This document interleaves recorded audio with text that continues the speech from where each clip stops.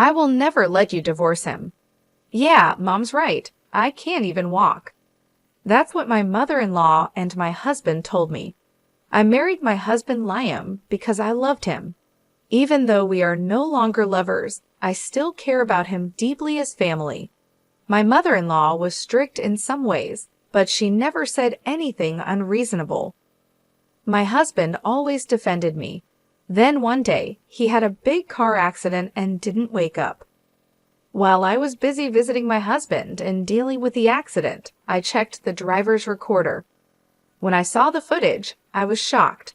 I knew I could never forgive my husband. Everything that had happened seemed like a lie. When he woke up and was in a wheelchair, I said goodbye to him.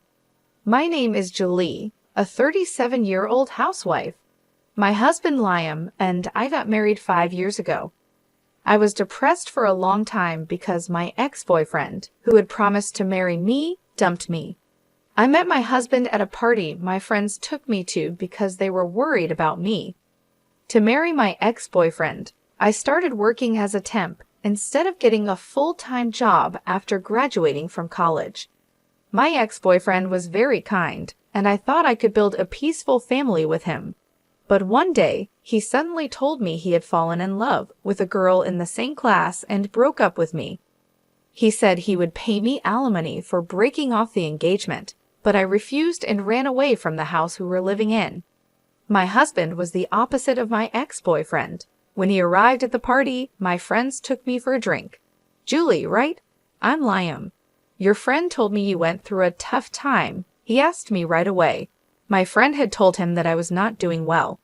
I've been afraid to get close to people since my ex betrayed me. It's been a long time since I've been out to a party like this. That's great. Here's to taking the first step. I know what it's like to be cheated on. I had the same experience, but it's a waste of time to stay sad. Let's just enjoy today. My heart, which had been heavy for a long time, felt a little lighter. That day, we drank a lot and had a lot of fun. My husband and I exchanged contact information. The next day, he contacted me and we decided to go out for dinner. While talking to him, I could forget about the day my ex-boyfriend dumped me, which used to always be on my mind. After seeing Liam for a while, I no longer thought about my ex-boyfriend, even when I was alone. I'm happy to see you getting better day by day, and I'm going to keep making you happier. Let's stay together, Julie. I will never betray you. When I heard these words, I knew I could trust him. We officially started dating. Every day was happy and fulfilling. Even though he was the same age as me, my husband was very dependable. When I had a bad day at work, he cheered me up like he did when we first met. My friends were surprised to see that I had become a different person from the one who had been depressed a few months ago. After a year of dating, he proposed to me, and we decided to get married. I was so happy to be able to marry someone I loved so much. When we went to my in-laws' house to say hello, I was so nervous that I couldn't stop sweating. My father-in-law was a man of few words, but he tried to ease my nerves. My husband also showed me pictures from his childhood to help me relax. My mother-in-law was cheerful and true to herself. I don't know why you're so nervous. I'm not against you getting married. We are going to be a family. She patted me on the back and said with a laugh. Hearing my mother-in-law's words, my nerves instantly relaxed. I'll teach you how to take care of the house, and I'll be strict with you. Mom, Julie can do everything well without your teaching. She doesn't need your help. My husband laughed and defended me. My mother-in-law heard what he said and smiled. I'm just joking, she laughed. My in-laws live far away, but we had a good relationship, or so I thought. At the wedding, many of our friends celebrated with us. I was so happy that I cried all the time. For the first few years of our marriage, we were really in love. I looked forward to my husband coming home after work every day. I got a lot done because I knew a delicious dinner would be waiting for him. My husband's job required a lot of overtime, but no matter how late he came home, he always ate my dinner and praised my cooking.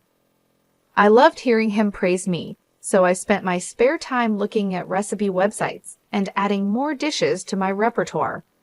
During New Year's, we visited my in-laws' house with my husband. My mother-in-law always taught me how to cook. You should buy an Instant Pot. Try this meat. It's so tender, isn't it? Sometimes she was kind, but more often she was stern. What are you doing? You're wasting your time. You need to be smart about what you're doing. I used to cook only for my husband and didn't have the skills to cook for others, so it was a learning experience for me. My in-laws were not bad people, and I think I was able to live peacefully with them. But maybe you are happy with just the two of you now. You should have kids soon. The only time I was hurt was when my mother-in-law talked about children. It's not that we didn't want children. Of course, we wanted to have a child, but it wasn't that easy. My husband and I talked about it and decided not to have fertility treatment. Maybe it was our fault for not talking to my mother-in-law about it, but every time we saw her, she would mention the child. "Hey, Mom, we have our own timing," my husband would say when he was around. When he wasn't, I just had to force a smile. A few times a year, my parents-in-law would come to visit and stay at our house. I didn't want my mother-in-law to say anything, so when my in-laws came to visit, I cleaned the house from top to bottom. On the days when we ate at home, I made sure everything was perfect. I made more fancy dishes than usual. I was so well prepared that she never said anything about the house, but she still mentioned having children. Each time my husband defended me. As time passed, we were married for 8 years. Unlike when we first got married, we were no longer lovers, but that didn't mean I didn't love him anymore. He was still important to me, and we had just become family. I'm sure he felt the same way. No matter how late he came home, he always ate my cooking. We never had children, but I thought we had a good relationship. I believed that no matter how old we got, we would live together with the same sense of closeness. My relationship with my in-laws hadn't changed, and we still saw each other a few times a year. The only thing that changed was that I could talk back to my mother-in-law a little bit now. My mother-in-law always talked to me about children. You know what can't be done can't be done, I would now say jokingly. She didn't get angry at me for that. I know that, but I can't help saying it. I'm sorry, she would start to laugh with me. Then one day, I received a call from an unknown number. "Hello, is this Liam's wife? Your husband has been in an accident and is in the hospital. Please come to the hospital right now."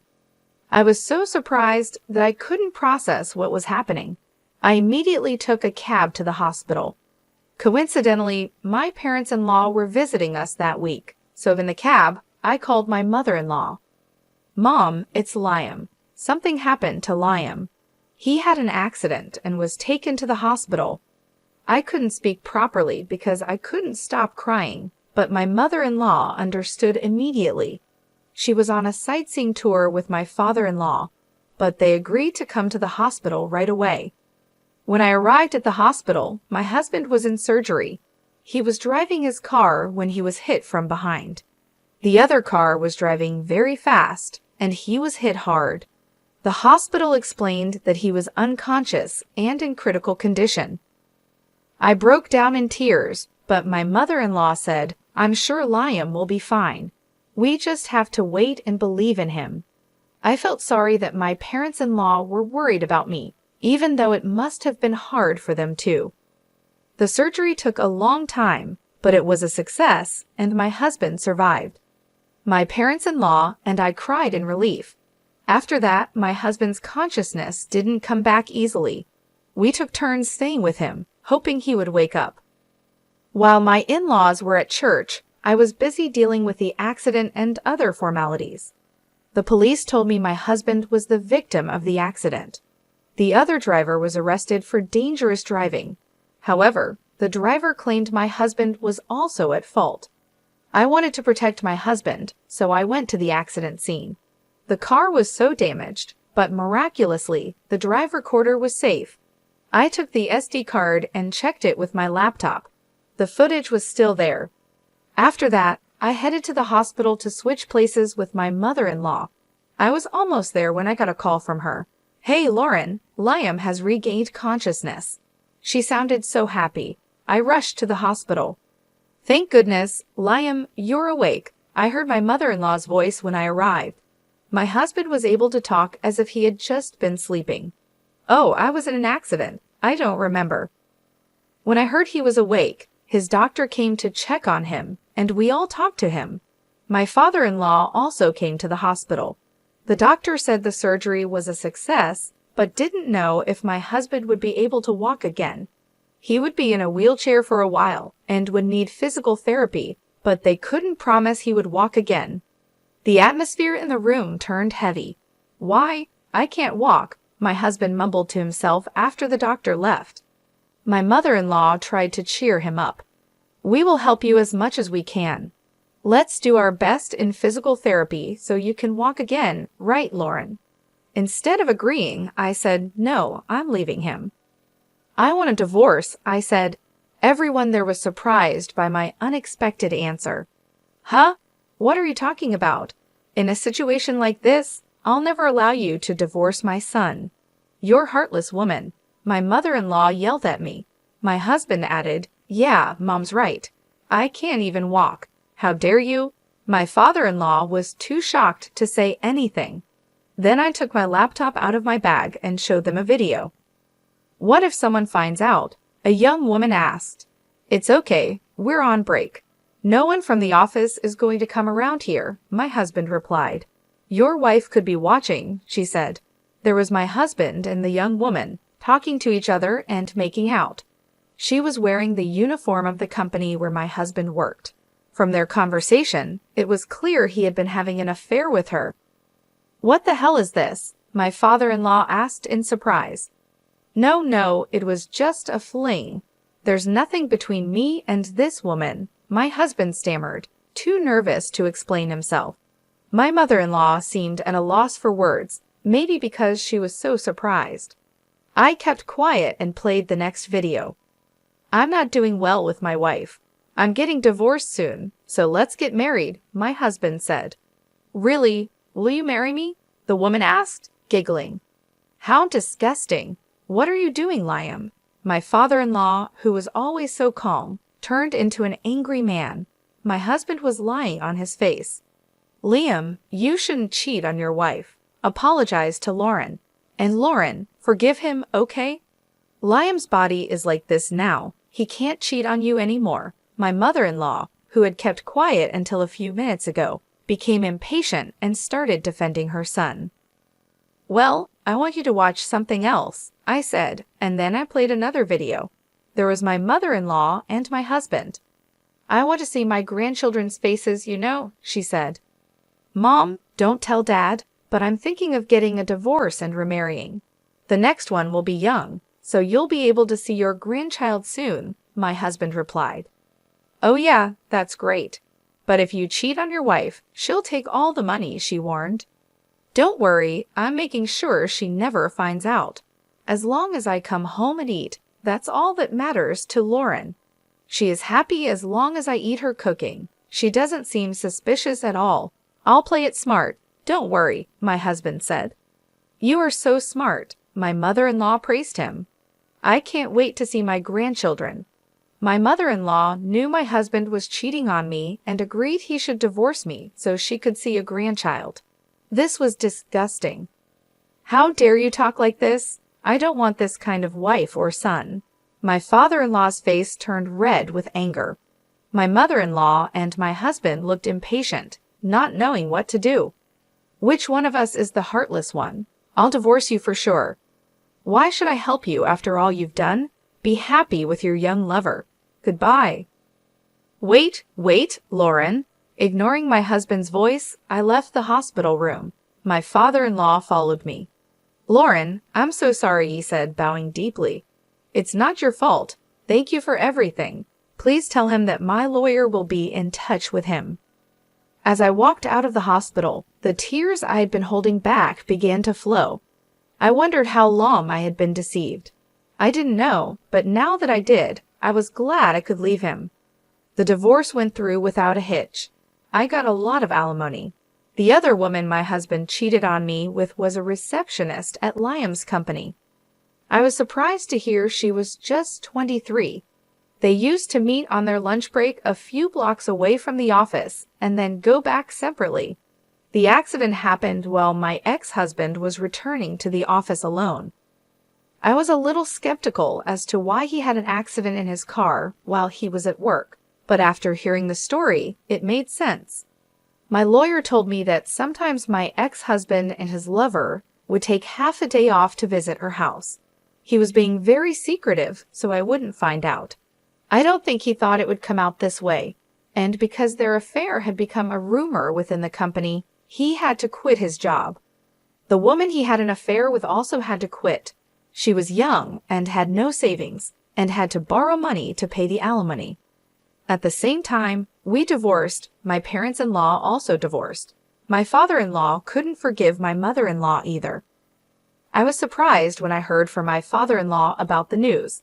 My mother-in-law had rented a small apartment and was living with my ex-husband after he got out of the hospital. They couldn't afford to rent a handicap-accessible house because they had no money left after paying the alimony. My ex-husband is working on physical therapy, but the chance of him being able to walk again is very small. His young lover left him when she realized he might never walk again.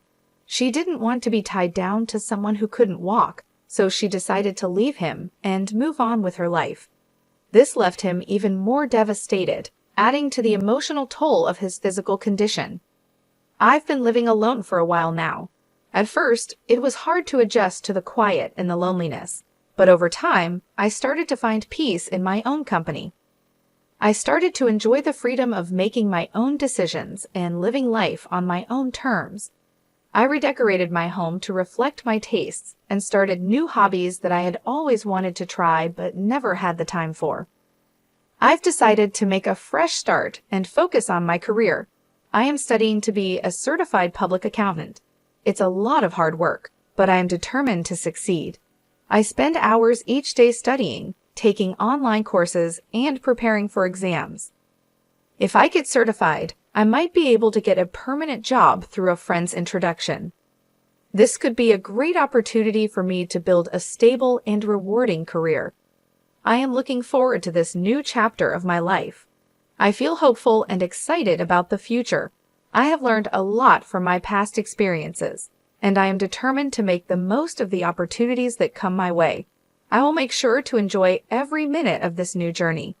I will focus on my personal growth, my career, and my happiness. This is my time to shine, and I am ready to embrace it fully.